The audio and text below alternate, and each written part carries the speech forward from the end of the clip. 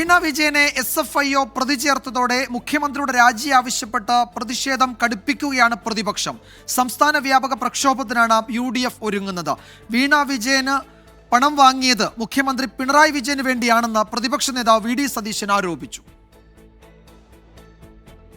SFIO കുറ്റപത്രത്തിലെ വിവരങ്ങളും വീണ വിജയനെ prosecute ചെയ്യാനുള്ള അനുമതിയും രാഷ്ട്രീയമായി ഉപയോഗിക്കുകയാണ് പ്രതിപക്ഷം. വീണയിലൂടെ പ്രതിപക്ഷം ഉന്നമിടുന്നത് മുഖ്യമന്ത്രി പിണറായി വിജയനെ. മുഖ്യമന്ത്രിയുടെ രാജിയില്ലെങ്കിൽ പ്രതിഷേധം കടുപ്പിക്കുമെന്ന് പ്രതിപക്ഷ നേതാവ് VD സതീശൻ പറഞ്ഞു. മകൾ പ്രതിപട്ടികയിലായ സാഹചര്യത്തിൽ മുഖ്യമന്ത്രി ശ്രീ പിണറായി വിജയൻ ഉടനടി രാജിവെക്കണം എന്നാണ് ഐക്യ ജനാധിപത്യ മുന്നണി ആവശ്യപ്പെടുന്നത്. രാജിവെച്ച് പുറത്തു പോവുകയാണ് ഏറ്റവും ഉത്തമമായ മാർഗം. രാജിവെക്കാതെ അധികാരത്തിൽ തൂങ്ങിപ്പിടിച്ച് കിടക്കാൻ വീണ്ടും ശ്രമിച്ചാൽ കൂടുതൽ വഷളാകുകയായിരിക്കും മുഖ്യമന്ത്രി ഇനിയുള്ള ദിവസങ്ങളിൽ ഉണ്ടാവുക. മാസപ്പടിയിൽ ഉത്തരവാദിത്തം മുഖ്യമന്ത്രിക്കെന്ന് AICC general secretary KC Venugopal. പണം കൊടുത്ത കമ്പനി തന്നെയാണ് സേവനമൊന്നും നൽകിയില്ലാതെ പറഞ്ഞത്. അതിനെങ്ങനെ അവർക്ക് കൺഫ്രണ്ട് ചെയ്യാൻ പറ്റുന്നത്?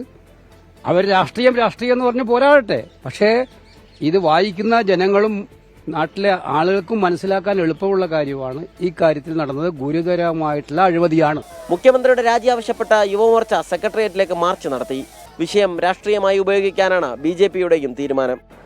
CPM സംസ്ഥാന സെക്രട്ടറി ആടിനെ പട്ടിയാക്കുന്ന സമീപനമാണ് സ്വീകരിച്ചിട്ടുള്ളത്.